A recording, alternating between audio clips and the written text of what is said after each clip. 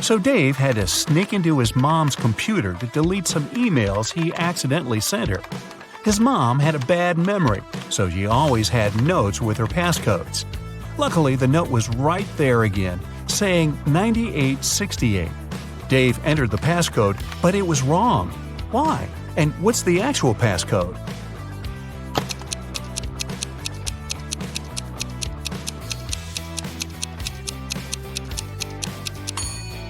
The note was just turned upside down. The actual passcode is 8986. Stephanie came home after a long day at work. She was very excited to finally eat her favorite chocolate she had been dreaming about all day. But the chocolate was gone. Stephanie interrogated each of her family members. Her husband said, "I just got home from work too and haven't eaten anything all day." Her daughter Della said, "I was studying all day and didn't eat anything too." Della's twin brother Arnie said, "It wasn't me." Who ate the chocolate?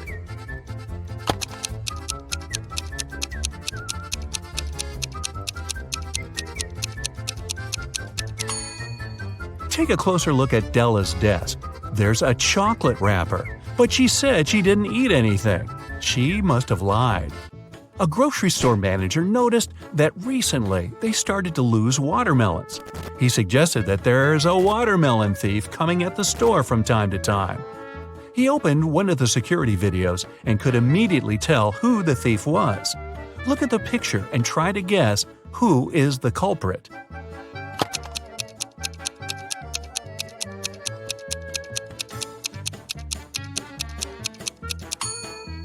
Look at the guy in the middle. He has a ball in his hands, but he's holding it like it's very heavy. Usually, balls aren't heavy, so it must be a watermelon. Tom and Mark came to the job audition. The company doesn't want to hire parents because they need full commitment. Both men said that they're not parents, but one of them is lying. Can you tell who?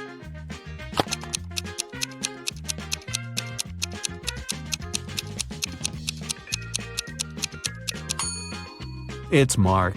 Take a closer look at his hand.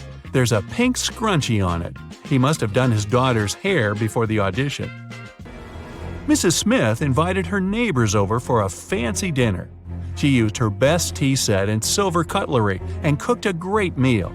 However, during the dinner, she realized that one of her neighbors is a vampire. Who is the vampire, and how did she understand it?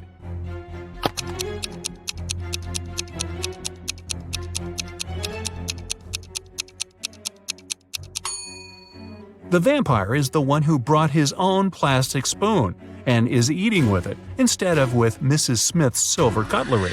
That's because vampires are afraid of silver. Four friends met after the summer break and talked about how their summer went. Toby was bragging about the months he spent in Chile and how hot it was there. However, his friends didn't believe him and called him a liar. Why?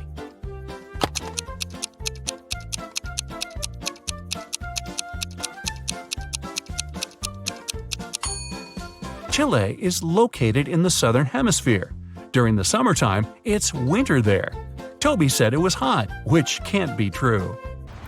Three friends, Blair, Chloe, and Nell, were walking all day around town. They found a beautiful but dusty house where no one lived. They entered it and started to take pictures. In the evening, they were scrolling through the pictures and one of them made a scream. Take a look at the photos and say which one scared them and why.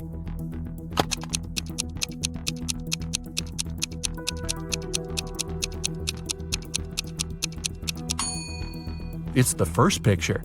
There was no one in the house except for the girls, but on that picture, they're all three of them together, snapped from behind. Michelle was having a birthday party. She noticed her brother was eating in his room with some girl. However, she didn't know who it was. She got very curious, so after they left, she sneaked into his room to find some hints. There were three girls at her party: Jasmine, Sydney, and Nicole. Michelle immediately guessed who her brother was dating. Can you?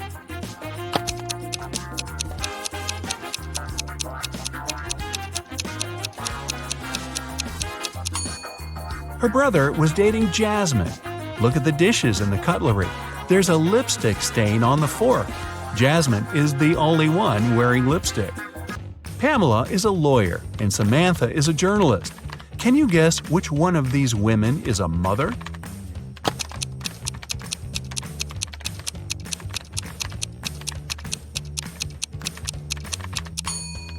Take a look at the background. On the wall behind Samantha, there's some colorful marker scribbles. She must be a mother. Gianna was getting ready for her date. Suddenly, the lights in her apartment went off. She was almost ready and only needed her gloves. It was dark and she couldn't find a fitted pair.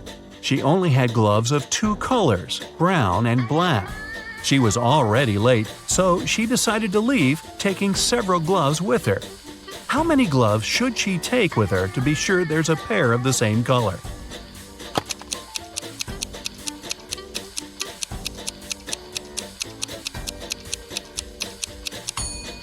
She just needs 3. Even if the first 2 are of a different color, the third one will either be black or brown, matching the other one. A police officer was following a robber around the city. Suddenly, the robber entered the hospital and disappeared. When the police officer entered the building, there were 3 workers. One of them must be a robber who dressed up to pretend to be a doctor. Can you tell who?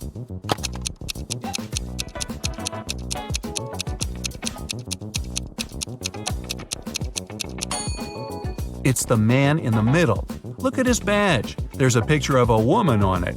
He must have worn the first pair of clothes he noticed.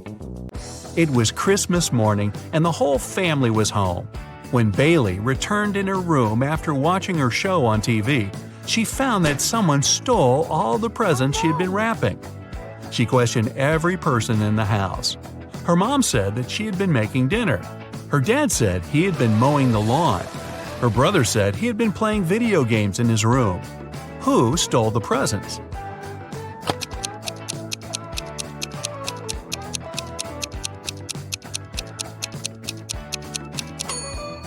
It was Bailey's dad. It's winter, and we could see that it's snowing outside.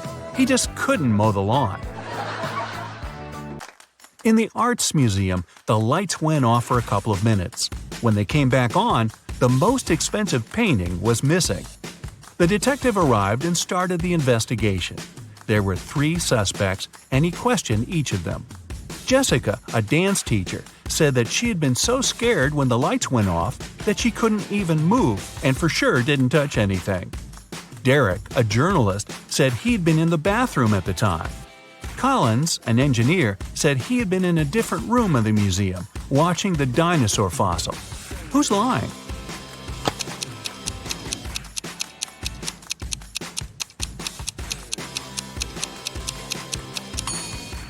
It's Collins. It's an art museum. There are no dinosaur exhibitions. Can you tell who's not a real werewolf?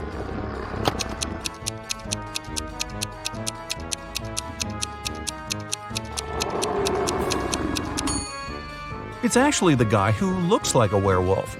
Werewolves only turn into wolves during the time of the full moon and at night. It's daytime now, so the guy must be just wearing a costume. Esme was having a walk in the forest. After the dawn, she tried to find her way back home, but got lost. Finally, she came across a witch's house and asked her to take her home. The witch agreed to help her, but only if Esme solved her riddle. If not, she'd have to stay with the witch forever. The witch took an apple, tied a string to it, and held it. She asked Esme to cut the string in half so that the apple didn't fall down. However, Esme couldn't touch the apple or hold it. How could she do it?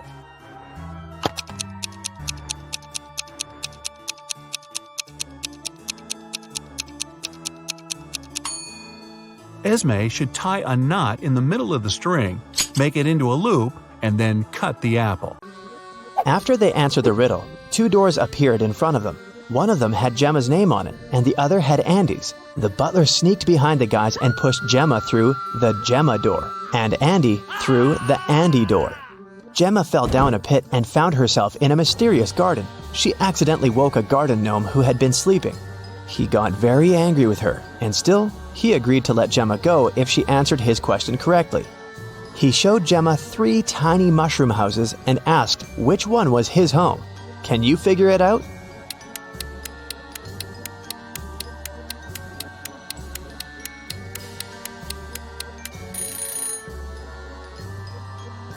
Do you see the flower on the gnome's hat?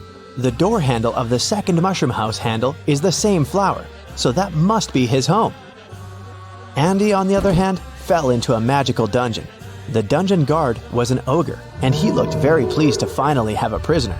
Yet he agreed to let Andy go if the guy chose the correct magical portal to escape. 2 magical portals appeared in front of him. Each of them led to a room. Andy had to stay inside the room of his choice for 5 minutes.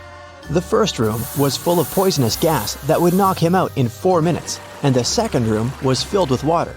If Andy opted for this room, he would have to be chained to the floor with the water rising really fast. In which room can the guy survive? Andy should choose the first room. He should take a breath and try not to breathe for a minute. After that, he'll have to wait for 4 minutes for the door to open, and then he can escape. Both Gemma and Andy were magically transported to the hallway after having answered their riddles correctly. They were happy to be together again. At the end of the hallway, there was a door, and in front of the door, a witch stood. She placed 3 long magic wands on the table in front of her and said, "You do not need to do anything to one of these wands. One you must break in half, and one needs to be even shorter than that half." The witch added that they could only answer once, and if their answer was wrong, she wouldn't open the door. So, can you tell which wand should be the longest, which one they need to break into half, and which one needs to be the shortest?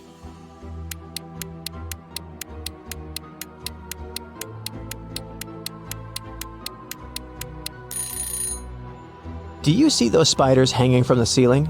Since the door is shaped like a spider, they must be giving Gemma and Andy a hint. The silk thread that the first spider is hanging on is the shortest, so the first wand needs to be the shortest. The silk thread that the second spider is hanging on is the longest, which means that the second wand needs to remain as it is. And the silk thread that the third spider is hanging on is of a medium length, which means that the guys need to break the third wand in half. The witch opened the door and Gemma and Andy entered a bedroom. 3 spirits were floating inside. Each of them claimed to be the owner of the mansion. Gemma knew only one of them was telling the truth. Who is it?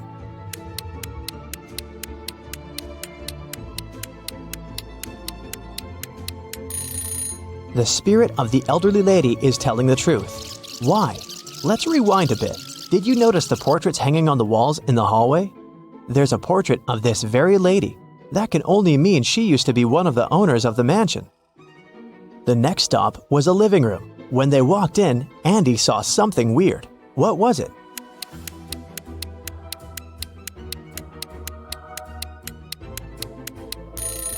A face appears and disappears in the fireplace. The guys entered a study next. What's so weird here?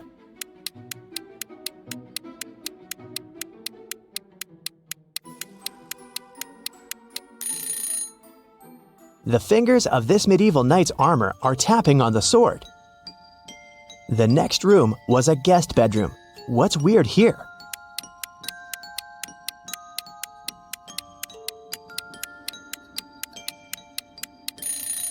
The crystal ball is showing someone trapped in the basement. Gemma and Andy decided to take a look at the basement in case someone really needed help. Yet they had to crack another riddle to enter. There was a password panel, and they needed to type in 7 digits to unlock the door. They had no idea what the passcode could be. Luckily, there was a note on the wall, and this word was written on it. What does it even mean?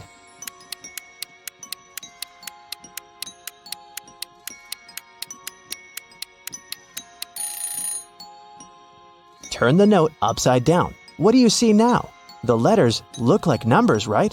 So the passcode is 1837837. There were 3 people in the basement who claimed to be trapped there, but only one of them was telling the truth. Who is that?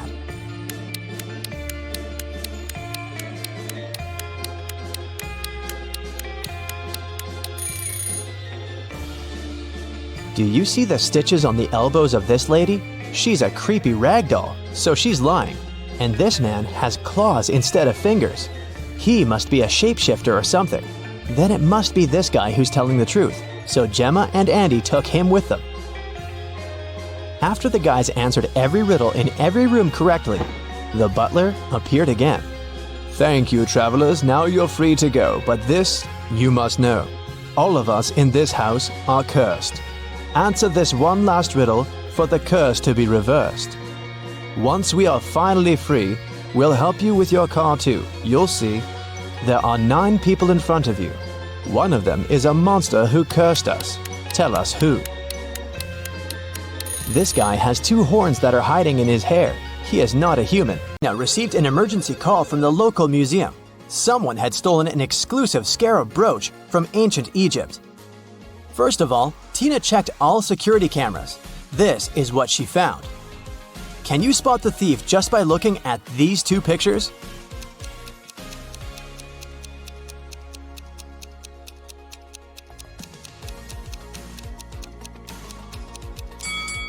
See this guy? He's holding an open paper cup in the first image, but in the second image, the cup has a lid. The guy hid the stolen brooch in his paper cup. Detective Tina hurried to the crime scene. When the brooch disappeared, the museum security system locked all visitors inside the building. But the guards didn't find the suspected person among the visitors. How did he escape? Have you guessed?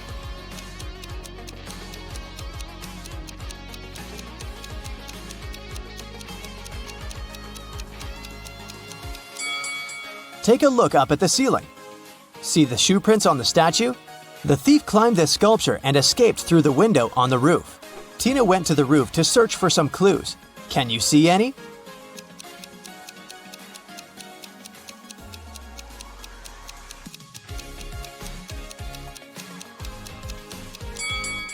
The thief left the cup on the roof.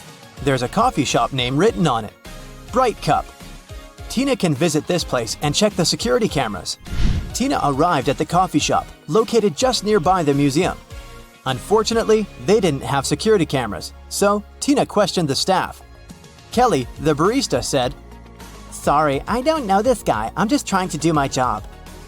Mike, the manager, said, "This face looks familiar, but I'm not sure where I saw him." And Phil, the guard, said, "Sorry, never saw him. You can trust me. I have a perfect memory for faces."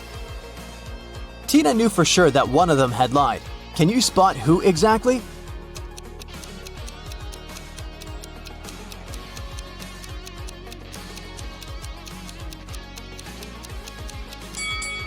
Kelly, look at her iPad. There's an incoming call from her boyfriend.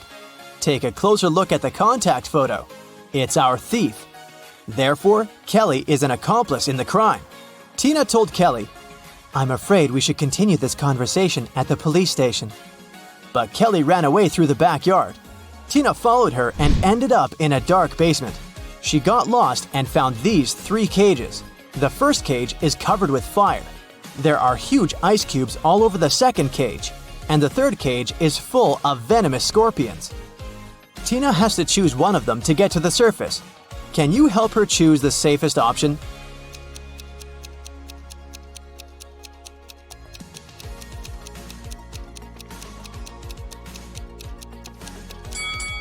The cage with the ice cubes. She can get cold, but it's still safer than the other 2 cages. The police caught Kelly and brought her to the station. During interrogation, Kelly told Tina 4 facts. First of all, this guy's name is Alex. Secondly, he's my ex-boyfriend. We don't get along anymore. We went to the same college and met in history class. And finally, I don't know why he'd stolen this stupid brooch. One of the facts is false. Can you guess which one?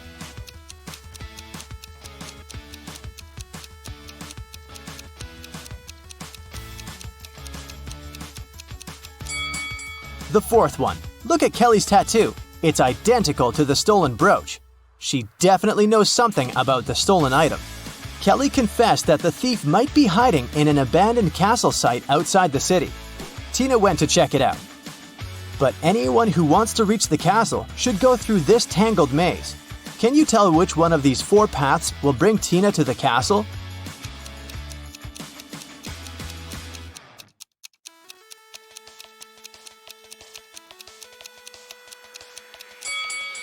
The first path leads to the pond with crocodiles.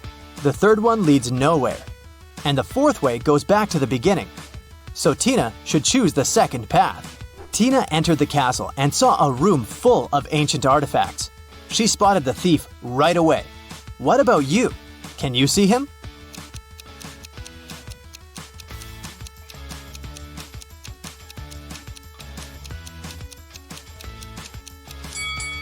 This mummy is holding a cell phone. Alex ran away to the basement and Tina followed him. Unfortunately, the door behind her slammed shut and she got stuck. Can you help her break the code to escape?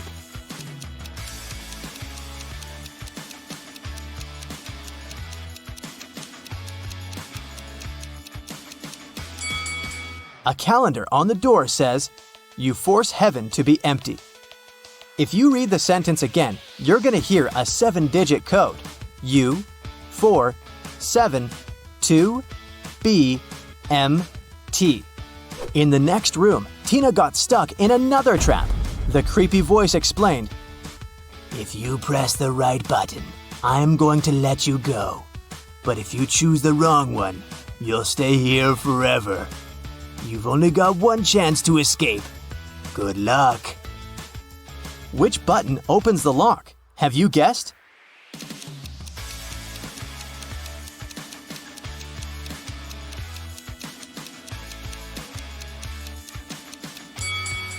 She should pick the black button.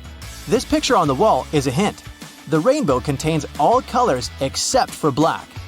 Tina got out of the trap and entered a room full of old furniture. She noticed 3 odd details about this room right away. What about you?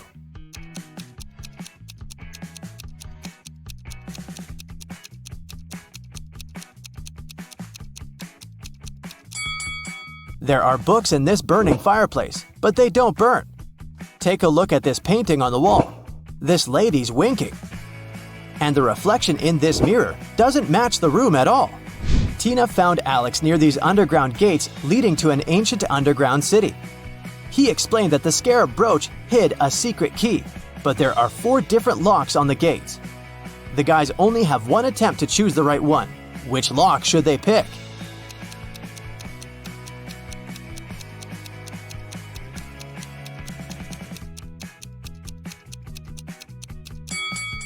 The 4th lock is the only perfect match for this key. Wake up in a huge hall.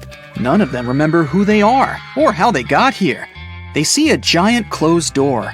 The people look around the room and notice something strange. What is it? These statuettes. They are hidden all over the room. There are 5 people in the room, but they find 6 statuettes.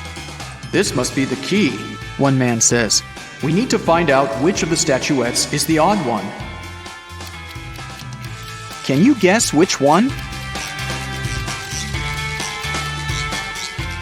This one. Its eyes are different from those of the others. The people try to use the odd statuette as a key. Come on! And it works. The door opens and everyone enters the next room. But when the man who suggested using the statuettes looks around, he sees that he is alone in there. Suddenly, a ghost of a woman appears in front of him. If you want to get out, each of you must solve my riddles, she says. but you will definitely fail. She disappears. The man looks around the room. He finds a strange symbol and a cipher decoder on the table. Can you find 9 other symbols? These are all 10 symbols. The man begins to unravel the message using a decoder. Can you decipher it?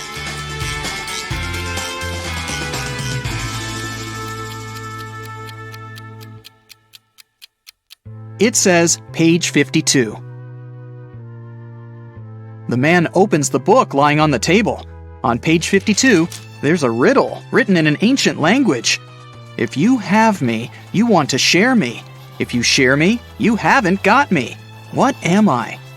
The man immediately guesses the answer. Can you? It's a secret. The man is surprised that he was able to read the riddle written in an ancient language. The answer is the password to the door.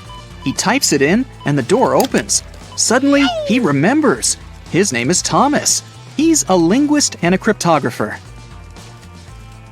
Meanwhile, in another room, a young man finds himself in a beautiful place full of plants. There are 3 flowers on the table. They giggle maliciously. The sign in front of them reads, "Lying Flowers." The first flower says, "You'll never get out of here, and you'll never get rid of us. Just give up already." The second one says, I don't remember how you can get rid of us. It was either cutting or uprooting us. The third one says, Uprooting and plucking us are both proper ways. what should the guy do? Cut the flowers, uproot them, or pluck them?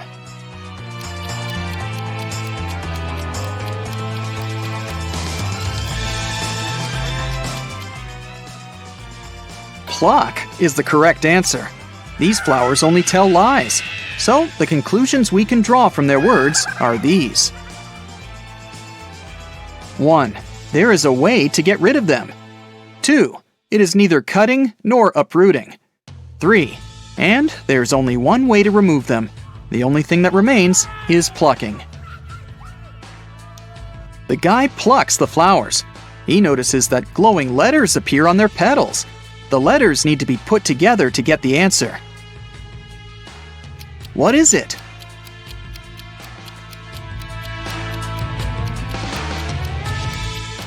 The word is basket. The guy examines the basket and finds a folded note at the bottom. He unfolds it and reads this riddle. In a pond, there are some flowers with bees hovering over them. How many flowers and bees are there if both of the following statements are true? 1. If each bee lands on a flower, one bee won't get a flower. 2. If every 2 bees share a flower, there is 1 extra flower. Can you help the guy crack this riddle?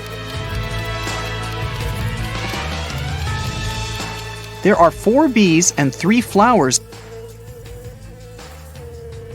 Suddenly, a sunflower bud appears on the table. The guy uses it as a key to the door, and it opens. And then he remembers. His name is John, and he's a gardener. In another room, a girl finds herself surrounded by beautiful crystals and gemstones. On the wall, there's a board with the names and pictures of different gems. Some of the gems are the answers to these riddles. 1. Did you know that the queens and the kings of all times really enjoyed that pretty purple color of mine? 2. My name is like water. I'm as blue as the sea. Can you guess what I am and which picture is me? 3. Hey, I am from water as well. I'm seen in strings and found inside a shell. 4. You know me so well. Come on, be excited. I created the city where a wizard resided. 5. I sound like danger, but please don't be scared. I'm striped like a cat and named after its stare. Can you match the riddles and the gems?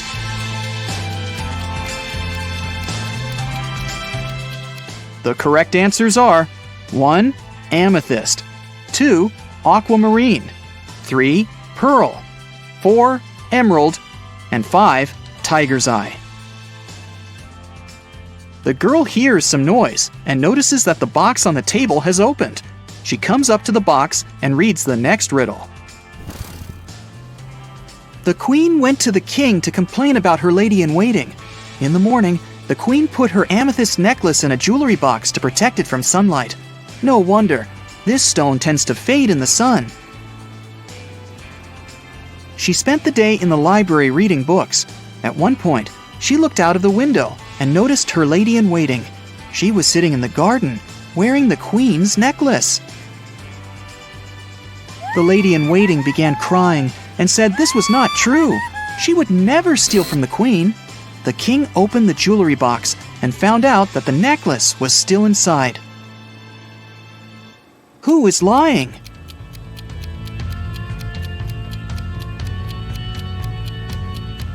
The girl soon realizes that the lady in waiting is the liar.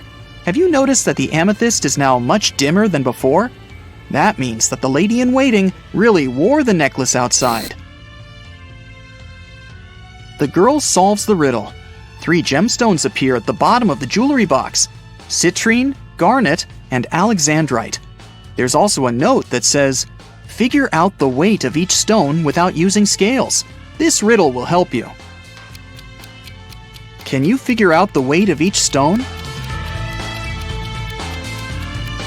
The citrine weighs 10 ounces, the garnet weighs 4 ounces, and the alexandrite weighs 2 ounces. Suddenly, the girl remembers. Her name is Melissa. She is a jeweler and collects crystals. In another room, a woman finds 6 glasses on the table. 3 of them are empty, and 3 are full of water. The woman sees a note. Move only 1 glass to make a row of alternately full and empty glasses. How can she do it?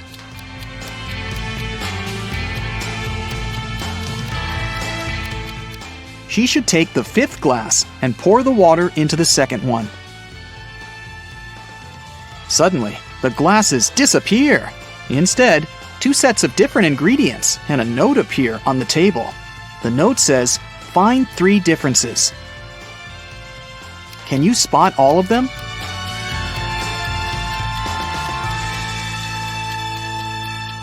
These are the differences. The woman takes the ingredients and throws them into a cauldron, but something is missing. Shiny and beautiful, a werewolf's fear. We need to get more of it for our precious queen. Coins and mirrors, trays and tea sets, the nobles were buying while falling in debts. It's silver. The woman adds some silver and gets a potion that can melt the lock. When she opens the door, she remembers. Her name is Lauren, and she's a chemist. An elderly woman finds herself in this room. She spots 4 photos on the table. All the photos seem to be taken in different periods of time. The note says, "Is there a person who is present in every photo?"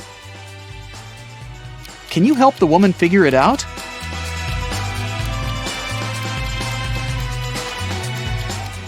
Here she is. Despite the signs of aging, you can see that this is the same woman. Look, she has this mole above her lip. A mirror appears in front of the elderly woman. Wait, is that her? The woman from the photos?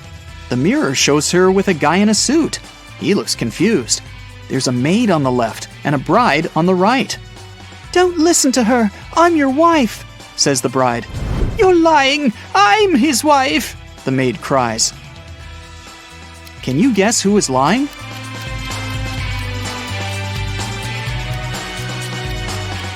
The girl on the left is his wife because she has a wedding ring on her finger. Wait, she also has the same mole above her lip. Family of Ravania were going to visit the city during their world trip, and, of course, they were all bringing their precious crowns with them. They asked the mayor of the city to take special precautions. Thank you. So, he placed the crowns in a safe in a hidden room in his office, guarded by a couple of security officers. However, the next morning, when the mayor came to check on the crowns to report to the royal family that they were safe, he started panicking. Can you guess why?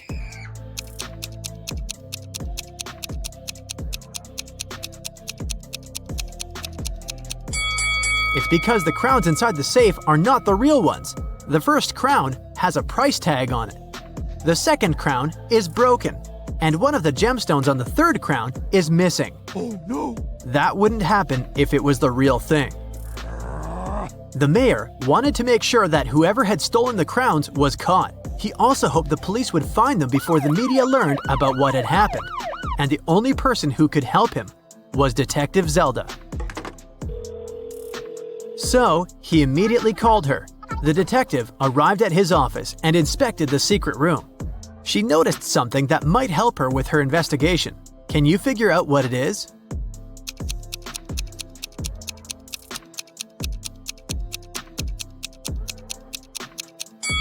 There's a piece of paper under one of the fake crowns.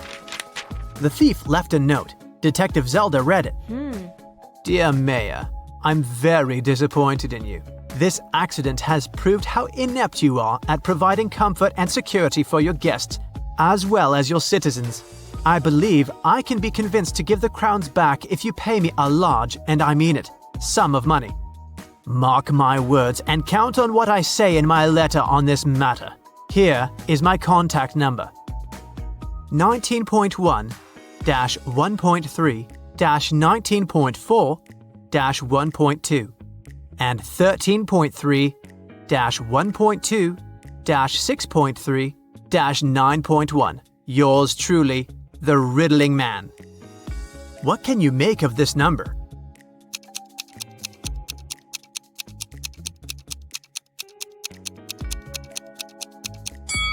Well, the mayor thought it was a phone number. He immediately took his phone and dialed the number. But, just as Detective Zelda suspected, no one answered. In one of the last sentences of his letter, the Riddling Man underlined mark, words, count, and letter. That must be a hint.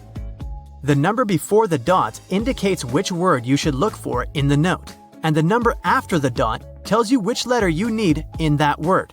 For example, 19.1 means you need to find the 19th word, which is comfort. The letter you need is the first one, which is C. When you do that for every number, you'll get Cafe West. Before Detective Zelda left for the cafe, she decided to check the security camera footage recorded at night. The mayor took her to the surveillance room. There were 3 different monitors, each showing the room from different angles. Detective Zelda realized only one of them was still recording live. The other 2 were showing fake images. Which recording is real and why?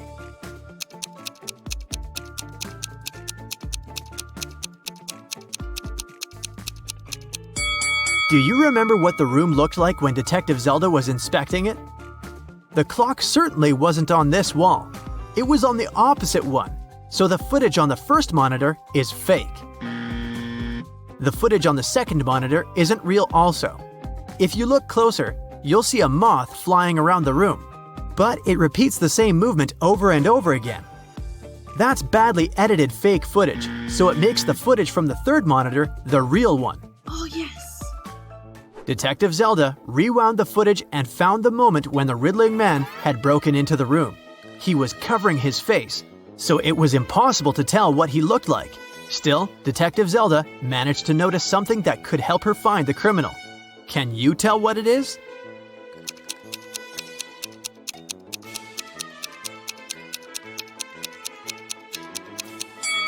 If you look at the lower left corner, you'll see someone walk into the room and leave it quickly while the Riddling Man is stealing the crowns. Could that mean that the Riddling Man has a partner? To find that out, Detective Zelda questioned all the security guards who had been working the night shift. The first guard, George, said that he'd been keeping watch in front of the door. The only time he left his place was when he took a short bathroom break.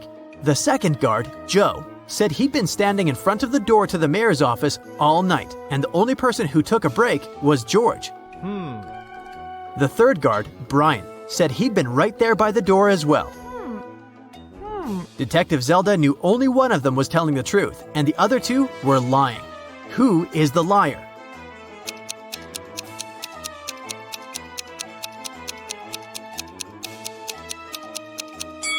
Do you remember what the shoes of the man who entered the room looked like?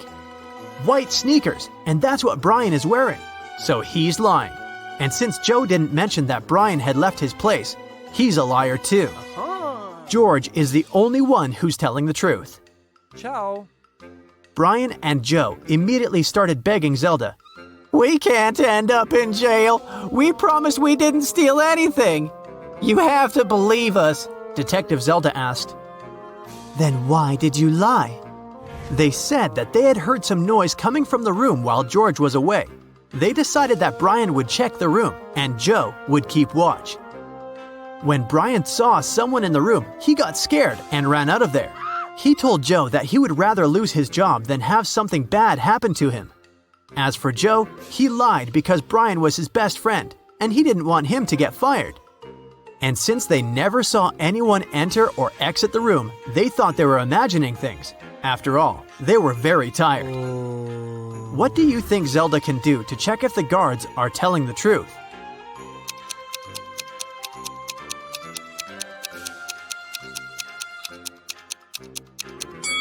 She can check the surveillance footage of the street outside the building to confirm that nobody entered or left. When Zelda couldn't see anyone even walk across the street, she came to the conclusion that Brian and Joe were telling the truth. Yeah. The detective decided to check the secret room once again to figure out how the riddling man had gotten inside. Sometime later, she managed to spot another hidden door. Can you see it too?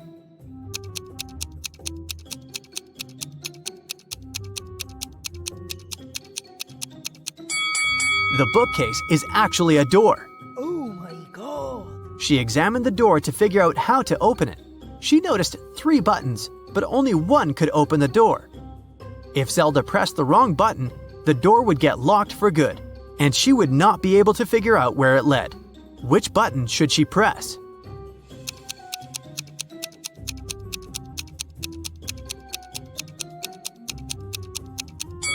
Take a look at the books next to the buttons. One of the titles is meaningless, while the others make sense. That must be an anagram, a word or phrase formed by rearranging the letters of another. When you rearrange the letters in the title, you'll get the second button. Detective Zelda pressed it, and the bookcase door opened. The woman saw a narrow hallway with stairs leading down. She took a step, and the door closed behind her back. She tried to force it open, but it wouldn't move. The only thing she could do was go down the stairs. She ended up in an underground pit. Inside, there was nothing but a shovel and a sign that showed her that she was around the pit. In the hole to the left, there were venomous snakes. The pit on the right was filled with poisonous gas. And on the ground right above her head, there was an angry dog with sharp teeth. What should she do?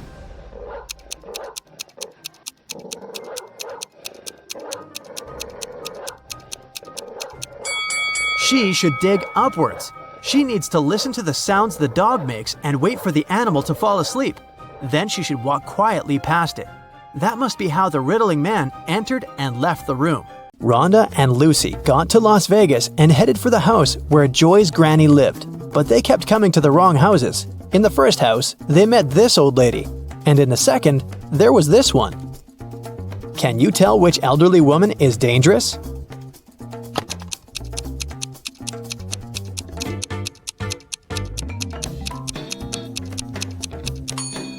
The second one, she's up to something, while the first one is just getting ready for a Halloween party.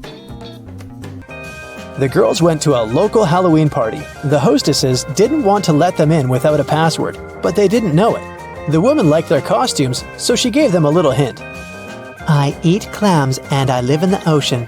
I move slowly. I have 5 arms. What am I? In no time, Joy, Rhonda, Lily, and Lucy were inside. So what was the password?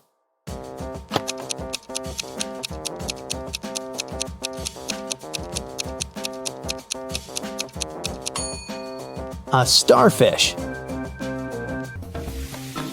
Joy went to take a shower to remove her makeup, but someone poured paint into the shower head and the water turned green. Joy questioned Lucy, Rhonda, and Lily.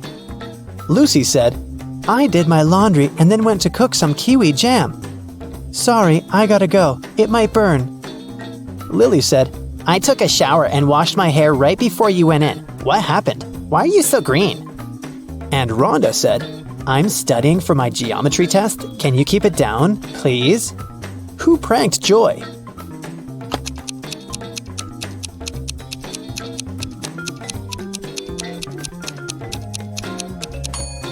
Lily said she just washed her hair, but it's dry and braided.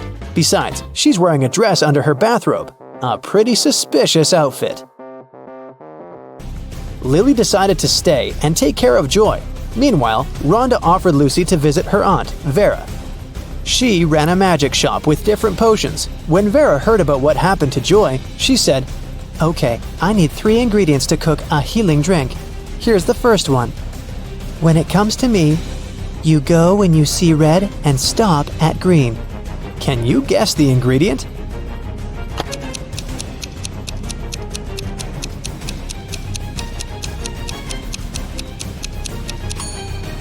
It's watermelon. Mark steps through the door. His right hand is on the wall, and off he goes. Apparently, it's time for breakfast. Mark comes up to the table. There are 3 apples, but only one of them is safe to eat. The other 2 are poisonous. Unfortunately, Mark can't skip breakfast. Which apple should he eat?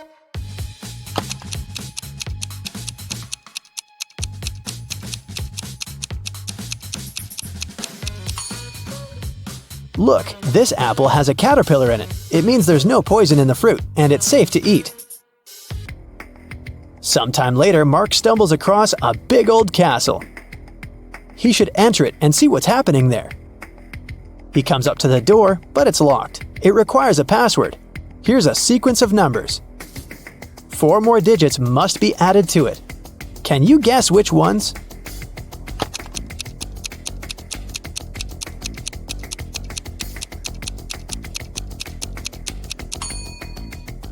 One plus 3 is 4. 3 plus 4 is 7. 4 plus 7 is 11. Then 7 plus 11 is 18. So the next digits are 2 and 9. 29. Because that's 11 plus 18. And 18 plus 29 gives us 47. Which is 4 and 7. The password is 2947. And this is the right answer. The door clicks open and Mark walks into a dark and dusty corridor. Mark sees a long corridor with many turns.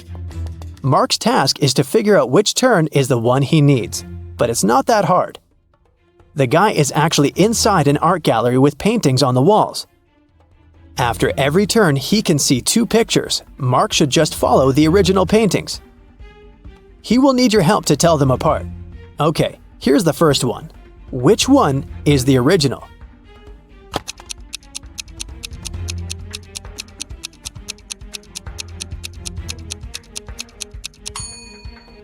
Both paintings seem to be The Starry Night by Van Gogh.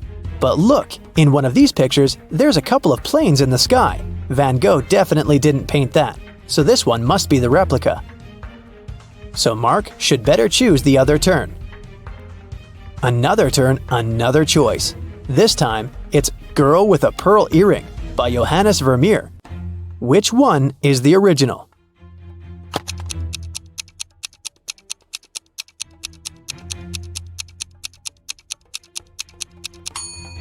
I don't think the girl in the real masterpiece had a nose piercing.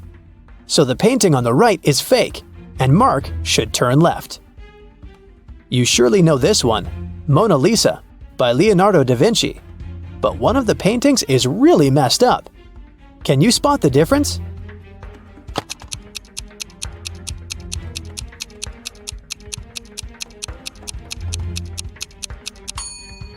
Look in the right picture. You can see some cars on the road behind the woman's back. I think Mark should turn left. This is The Persistence of Memory by Salvador Dali. Which painting is a replica?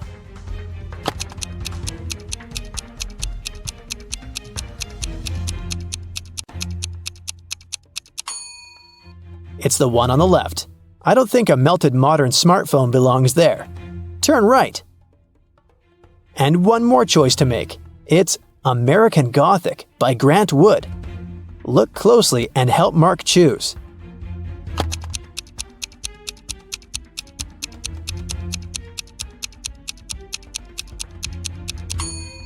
The man on the right picture has tattoos on his knuckles, which makes the painting fake. So Mark should turn left. 3 friends lived not far from one another and often met to drink some coffee together. Their names were Mr. Blue, Mr. Red, and Mr. White. One day, they noticed that under their coats, they were wearing shirts of different colors: red, blue, and white. Mr. Blue said, "Hi, Mr. White. Have you all noticed that we're all wearing different colors that are different from our actual names?" The man wearing the white shirt answered, "Wow, you're right. Can you figure out the shirt of which color each of them was wearing?"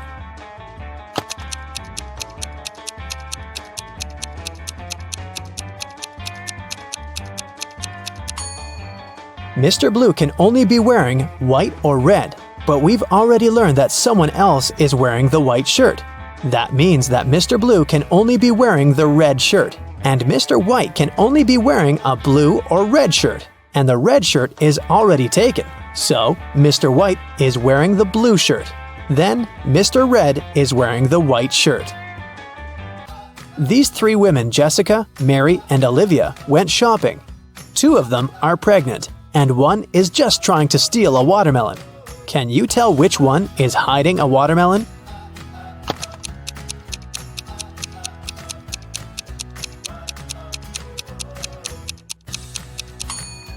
It's Olivia. She's wearing heels. It's not the kind of shoes a pregnant woman would want to wear. Mark was driving to an important business meeting. He was in a hurry since he was running a bit late. That's when he got into a car accident. His car was okay, but the other driver crashed into a tree. Luckily, he wasn't injured. They called the police. When the police officers arrived, Mark told them his side of the story. "I was driving fast but carefully. Suddenly, a car pulled out in front of me. I managed to avoid the collision, but then this guy hit the tree. When he saw my expensive car, he started to blame me for the entire accident. Because it was your fault. I was driving slowly enough, talking to my wife about our next vacation, and then you appeared out of nowhere." The police officers understood who was responsible for the accident. Can you figure it out too?